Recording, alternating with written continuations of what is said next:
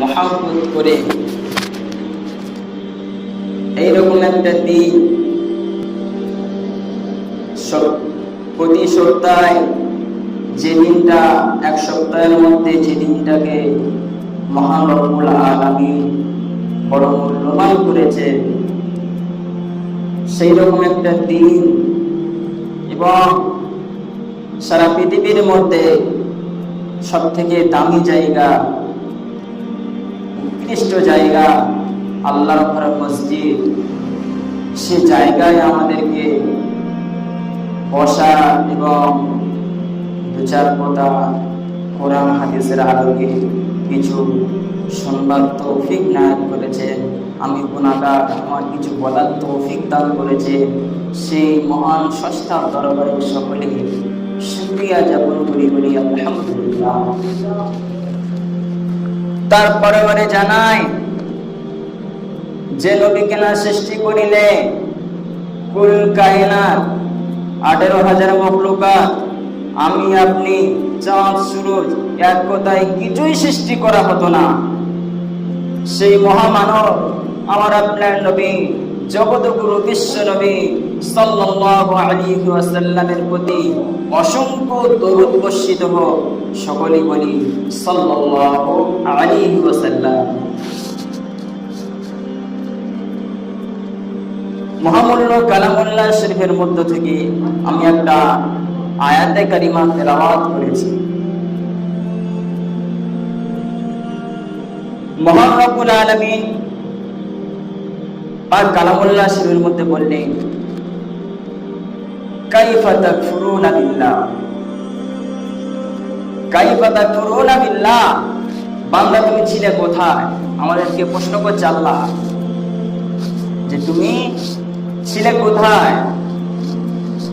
আমরা কেউ বলতে পারবো না আমরা কোথায় ছিলাম। আমরা দুনিয়ার বুকে এসেছি, আমরা দেখছি যে মায়ের পেটে আল্লাহ পাক রব্বুল আলামিন সন্তান দেয়, তারপরে ভূমিষ্ঠ হয়। আমি ওইরকম হয়েছিলাম, সে সময়ের কথা মনে নাই, তবে আমরা এর আগে মায়ের গর্ভে ছিলাম এতটুকু জানি। তার আগে কোথায় ছিলাম এটা আমরা কেউ বলতে পারবো? কেউ পারবো না। আল্লাহ পাক তার আগের কথা জিজ্ঞেস করছে, বান্দা তুমি ছিলে কোথায়? আল্লাহ পাক নিজেই উত্তর দিচ্ছে, কখন তোমার মহাতা, তুমি মরেছিলে, তোমার অস্তিত্ব বলে কিছুই ছিল না। তোমার হাত ছিল না, পা ছিল না, চোখ ছিল না, অঙ্গ প্রত্যঙ্গ কিছুই ছিল না। আমি আল্লাহ পাক রব্বুল আলামিন, তুমি পৃথিবীর মধ্যে বিভিন্ন খাদ্যের মধ্যে ছিলে, বিভিন্ন রকম ফল বাবরের মধ্যে ছিলে। সেই ফলগুলো, সেই খাদ্যগুলো তোমার পিতামাতা ভক্ষণ করেছে, তাদের শরীরে রক্ত জন্মেছে। সেই রক্ত দিয়ে আমি রব্বুল আলামিন তোমাকে সৃষ্টি করেছি। ফাআহইয়াকুম, তোমাকে জিন্দা করে দুনিয়ার বুকে পাঠিয়ে দিয়েছি। হাত, পা, চোখ, নাক, কান, যতটুকু খাও সেটুকু, কতটুকু রিজিকি আমি আল্লাহ তোমাকে দিয়েছি। বলুন সুবহানাল্লাহ। দুনিয়ার বুকে এসে গিয়েছি, ফাআহইয়াকুম, আল্লাহ পাক জিন্দা করে দুনিয়ায় পাঠিয়ে দিল, জিন্দা করে পৃথিবীর মধ্যে পাঠিয়ে দিল। এবারে পৃথিবীর মধ্যে এসে আল্লাহ পাক আমাদেরকে কত ভালোবাসে আমরা একটু ভাবি। আমাদেরকে তো ইহুদি, খ্রিস্টান, হিন্দু বলেও, আপনার আরো যত রকম মুসলিম ব্যতীত আরো অন্য যত রকম ধর্ম আছে, আল্লাহ পাক আরো অন্য অন্য ধর্মে আমাদেরকে পাঠাতে পারতো না, পারতো না। তাহলে আমাদেরকে কত ভালোবেসে মুসলমানের ঘরে আমাদেরকে জন্মগ্রহণ করিয়েছে।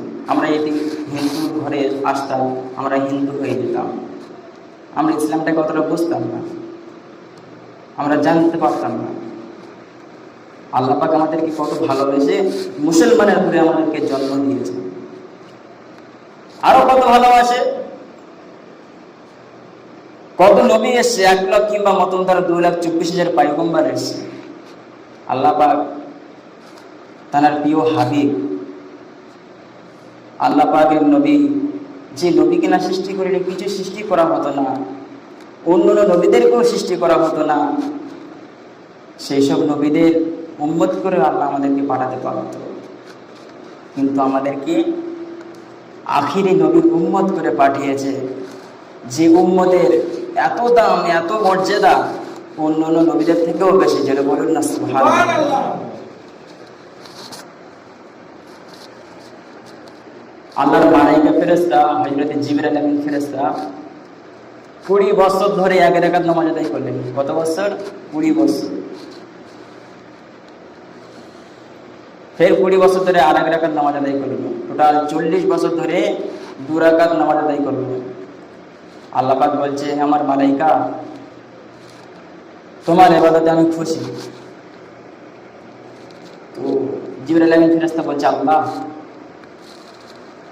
আমি কি অতটাই আমি খুশি অনুভব করতে পারি যে আমার মতন এইরকম নামাজ পড়ে তোমাকে আর কেউ খুশি করতে পারবে না? আমি কি অতটা ভাবতে পারি? আল্লাহ মালাইকা ফেরেশতাকে মহান রব্বুল আলামিন বলে, ও আমার মালাইকা ফেরেশতা, তুমি একটু চিন্তা ভাবনাটা বেশি করে ফেলেছো। বলে, রব্বুল আলামিন, কেন? আমি 20 বছর ধরে এক রাকাত নামাজ আদায় করেছি, আরো 20 বছর ধরে আর এক নামাজ আদায় করলাম, আর এক রাকাত নামাজ পড়লাম, টোটাল 40 বছর ধরে 2 রাকাত নামাজ পড়লাম। আপনি বললেন আমার ইবাদতে খুশি হয়ে গিয়েছেন। আমি কেন অতটা ভাবতে পারি না যে আমার মতন এমন নামাজ পড়ে আপনাকে কেউ খুশি করতে পারবে না? মহান রব্বুল আলামিন বললেন, আমার প্রিয় হাবিব, যে নবীকে না সৃষ্টি করিলে তুমি জিবরাইল, তোমাকেও সৃষ্টি করা হতো না। সেই নবীর যে মর্যাদা, সেই নবীর কথা তো দূরে থাক, সেই নবীর উম্মত যারা হবে ফজরের 2 রাকাত সুন্নত নামাজ পড়বে 5 মিনিটে, তোমার এই 40 বছরের নামাজের থেকে ওই 5 মিনিটের 2 রাকাত সুন্নতের মূল্য আমার কাছে অনেক বেশি। ফজরের 2 রাকাত সুন্নত নামাজ আমাদের পড়তে কতটা সময় লাগে? আর আল্লাহর মালাইকা ফেরেশতা 40 বছর ধরে 2 রাকাত নামাজ পড়েছে, আর 5 মিনিটের নামাজটা আল্লাহ পাকের দরবারে এতটাই মূল্যবান, অন্য অন্য নবীদের উম্মতের জন্য এত ফ্যাসিলিটি ছিল না। আমরা যদি একটু ভাবি, চিন্তা করি, আল্লাহ পাক রব্বুল আলামিনের, আল্লাহ পাক যেন আমাদের যতদিন দুনিয়াতে হায়াতে বাঁচিয়ে রাখেন, যেন মান সম্মান ইজ্জতের সাথে বেঁচে থাকার জন্য তৌফিক দান করে সকলে মিলে আল্লাহুম্মা আমিন।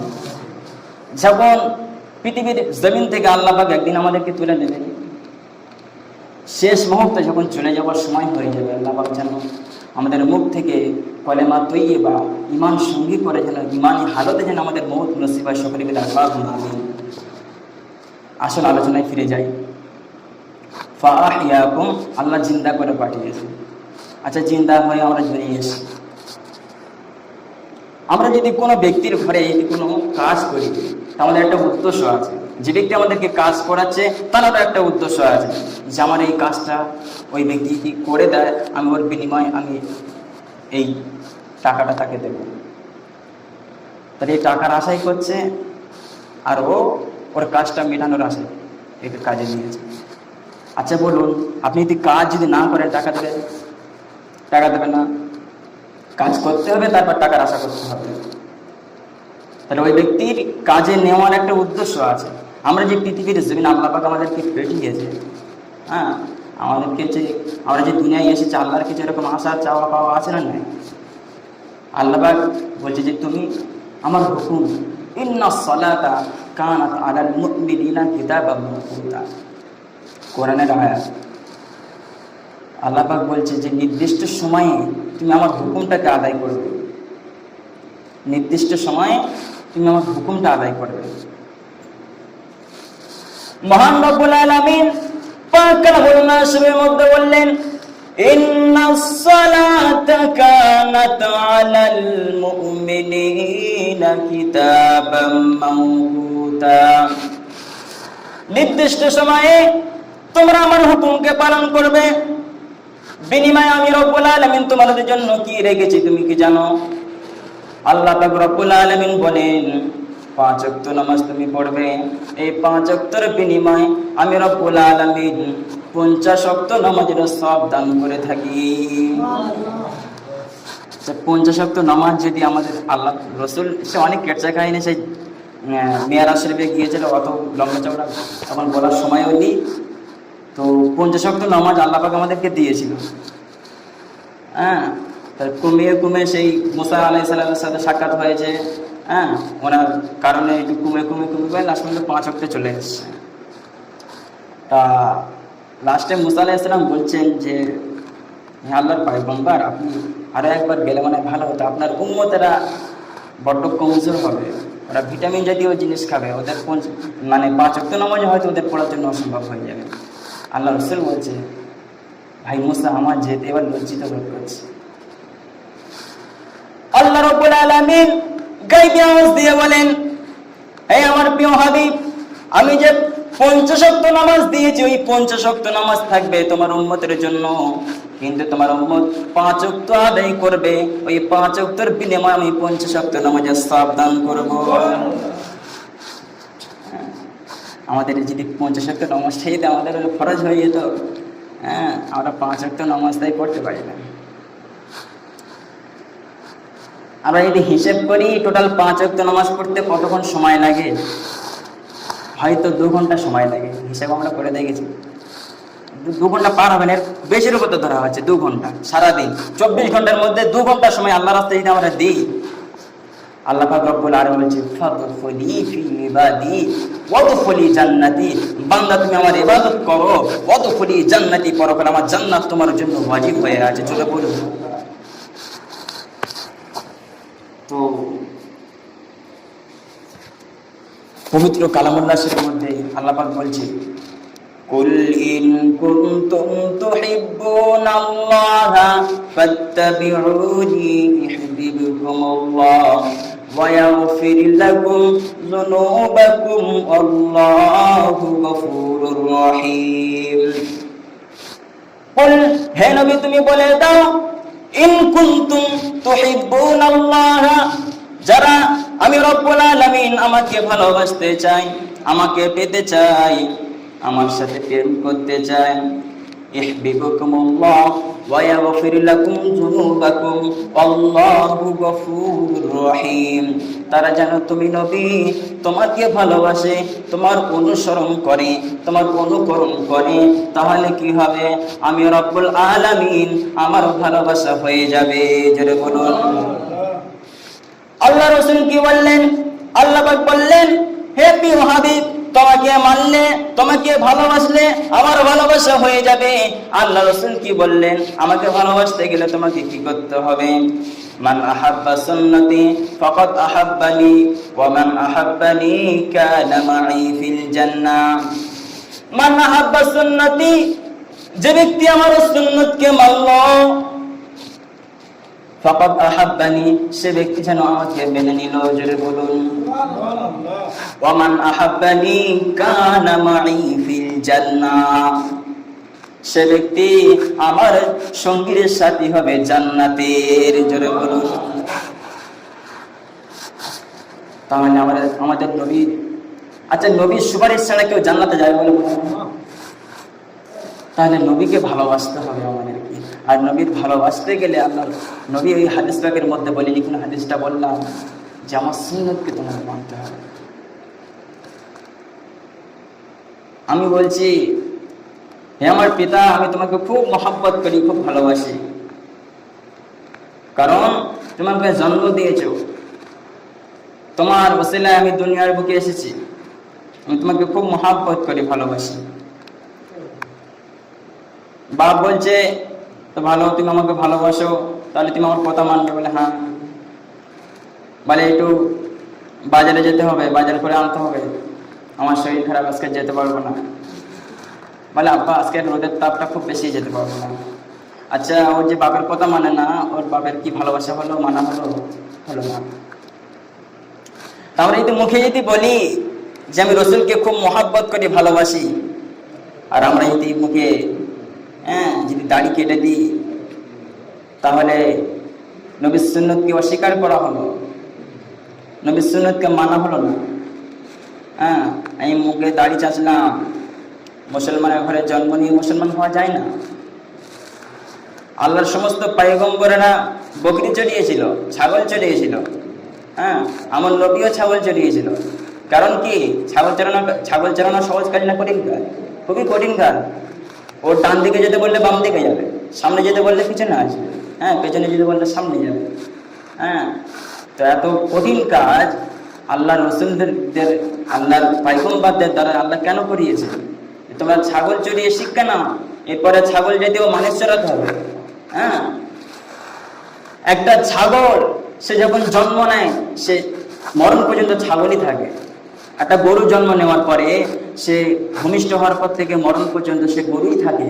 কিন্তু একটা মানুষ জন্ম নেওয়ার পরে শুরু থেকে মৌত পর্যন্ত সে মানুষ থাকে না, তাকে মানুষ তৈরি করতে হয়, ঠিক না ভুল?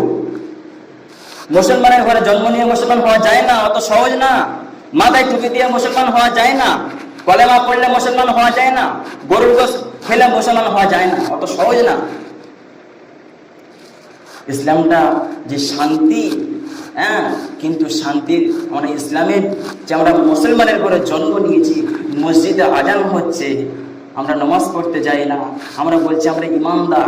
আমাদের ইমানের এত পাওয়ার বেশি যে মসজিদের আজানের আওয়াজটা, ওই আজান আমাকে ঘর থেকে টেনে মসজিদে আনতে পারছে না। আমাদের ইমানের এত পাওয়ার, হ্যাঁ, ঘর থেকে টেনে মসজিদে আনতে পারছে না।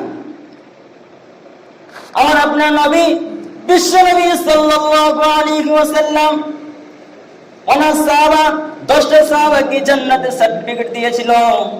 তার মধ্যে একটা সাহাবার নাম হলো মুসলিম জাহানের দ্বিতীয় খলিফা হযরতে ওমর ফারুক রাদিয়াল্লাহু তাআলা আনহু। ওনার কাছে যখন গেল বিশ্বনবী সাল্লাল্লাহু আলাইহি ওয়াসাল্লাম যখন জান্নাতের সার্টিফিকেট দিচ্ছে, ওমর বলে, ও আল্লাহর পয়গম্বর, আমাকে যখন জান্নাতের সার্টিফিকেট দেওয়া হয়ে যাচ্ছে, তাহলে আমি যদি নামাজ না পড়ি, রোজা না করি, আমাকে কি জাহান্নামে দেওয়া হবে? আল্লাহ রাসূল বললেন, তোমার জান্নাতের সার্টিফিকেট দেওয়া হয়ে যাচ্ছে যখন, তাহলে তোমাকে আর জাহান্নামে দেওয়া হবে না। তুমি যদি নামাজ না পড়ো, রোজা না করো, হজ না করো, যাকাত যদি না দাও, তুমি যদি শরীয়ত বিরোধী কাজ করো, তারপরেও তোমাকে জান্নাতে যাওয়া হবে। কেন? জান্নাতের সার্টিফিকেট আল্লাহর তরফ থেকে তোমাকে দেওয়ার কথা বলা হয়েছে। নামাজের সময় হয়ে গেল, আজানের ওয়াক্ত হয়ে গেল, আজান শুরু হয়ে গেল। বিশ্বনবী সাল্লাল্লাহু আলাইহি ওয়াসাল্লাম সমস্ত সাহাবাদেরকে বললেন যে মসজিদের দরজা জানলাগুলো ভালোভাবে আটকে দাও, ভালোভাবে লাগিয়ে দাও, যেন বাইরে থেকে কোনো ব্যক্তি যেন ভিতরে না প্রবেশ করতে পারে। আল্লাহ রাসূলের সাহাবারা অবাক হয়ে গেলেন, বিশ্বনবী হঠাৎ করে এমন কথা কেন বলে? অনেকেই হয়তো সময় পায় না, নামাজের ওয়াক্ত হলে সেই সময় অনেক সময় এসে নামাজে দাঁড়িয়ে যায়। কিন্তু যদি মসজিদটাকে বন্ধ করে দেওয়া হয়, তাহলে তো নামাজের সময় যদি কোনো ব্যক্তি আসে ভিতরে ঢুকতে পারবে না। কিন্তু আল্লাহ রাসূলের কথা সাহাবাদেরকে মানতে হবে। আল্লাহ রাসূলের আদেশ অনুযায়ী আল্লাহ রাসূলের কথাটা তো মানতে হবে। সেই জন্য মসজিদের দরজা জানলাগুলো বন্ধ করে দেওয়া হলো। যখন আল্লাহ রাসূল নামাজে দাঁড়িয়ে গেলেন, কিরাত শুরু করে দিলেন, হযরত ওমর ফারুক নামাজ পড়বে না বলেছে, ঘরে বসে আছে। আজান শুনে অন্তরটা এমন জ্বালা করছে, মসজিদে না গিয়ে থাকতে পারে না, মসজিদের আশেপাশে সে ঘোরাফেরা করছে। যখন নামাজে দাঁড়িয়ে গেল, কিরাত শুরু করে দিল, আল্লাহ রাসূলের তেলাওয়াত শুনতে সহ্য করতে পারে না। কোথায় ঢুকবে? দরজা জানলা তো সব বন্ধ, সবকিছু আটকে দেওয়া হয়েছে, বাইরে থেকে ভিতরে ঢোকার কোনো লাইন নাই।